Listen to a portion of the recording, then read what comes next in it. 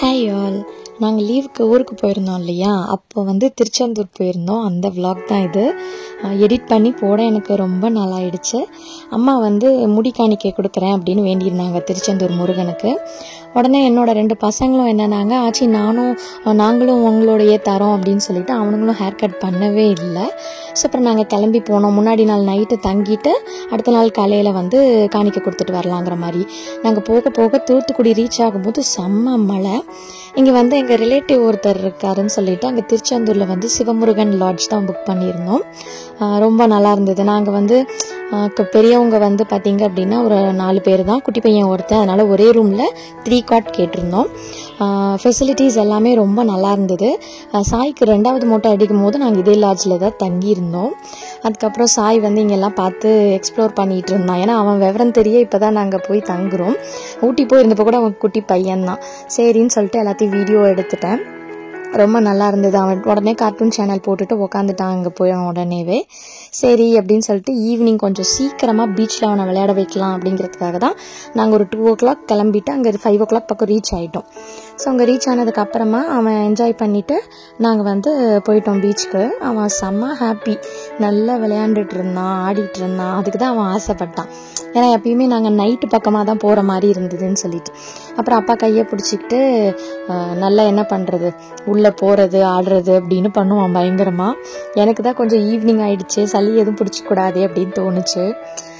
எப்பயுமே இந்த பீச் சைடெல்லாம் போயிட்டோம் அப்படின்னா நம்ம செம்ம என்ஜாய் பண்ணுவோம் இல்லையா, அந்த சத்தத்தை கேட்டாவே ரொம்ப ஹாப்பியாக இருக்கும். மைண்டுக்கு ஒரு மாதிரி பீஸ்ஃபுல்லாக இருக்கும். அதை பார்த்துக்கிட்டே இருக்கலாம் போல தோணும்.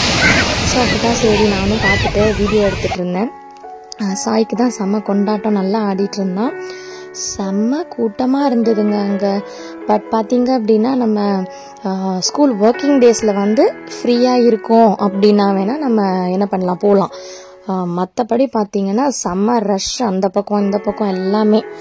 நாங்கள் விளையாண்டு முடிச்சுட்டு பக்கத்தில் இருக்கவங்க சொன்னாங்க, அங்கே பாரு மேகம் கட்டிட்டு வருதா என்னமோ சொல்லிட்டு போனாங்க. அதுக்கப்புறம் தான் நாங்கள் அங்கே பார்க்க ஆரம்பித்தோம். செம்ம இருட்டாக ஆரம்பிச்சிருச்சு.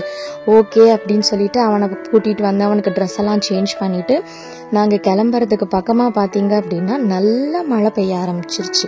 கிட்டத்தட்ட ஒரு 1 hour நாங்கள் அந்த சைடில் அந்த இது போட்டிருப்பாங்க இல்லையா, அதுலேயே நின்றுக்கிட்டோம். பாருங்கள் அங்கே எப்படி கருன்னு இருக்குன்னு. குடுன்னு லிட்டரலாக ஓடின மாதிரி தான் ஓடணும். நாங்கள் போய் நின்று அடுத்த செகண்டே மழை கொட்ட ஆரம்பிச்சிருச்சு. அதுக்கப்புறம் சாப்பிட்டுட்டு அம்மா இங்கே சின்னத்தரையான் கோருக்கு அங்கே வந்து நல்ல சூப்பராக இருக்கும் கலெக்ஷன்ஸ் எல்லாமே அப்படின்னு சொல்லிட்டு அங்கே போய் பார்த்துட்டு அப்புறம் திருப்பி நாங்கள் வந்துட்டோம் இங்கே ரூமுக்கு.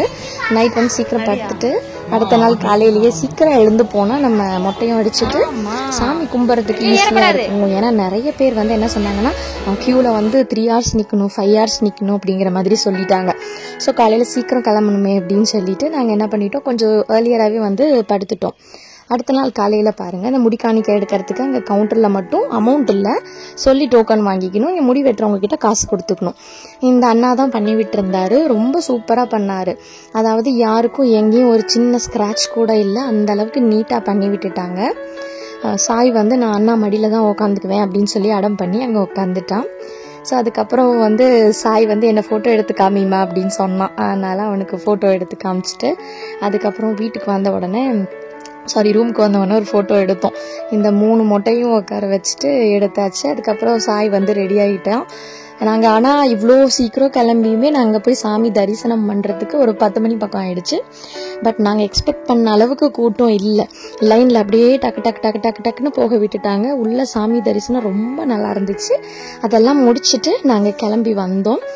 வர வழியில் இங்கே வந்து இந்த ஹோட்டல் அற்புதம்னு ஒன்று இருந்தது, அற்புத பவன். உண்மையிலேயே சொல்கிறேங்க, அற்புதமாக இருந்தது சாப்பாடு, அவ்வளோ டேஸ்ட்டு. நான் மஷ்ரூம் பிரியாணி வாங்கியிருந்தேன்.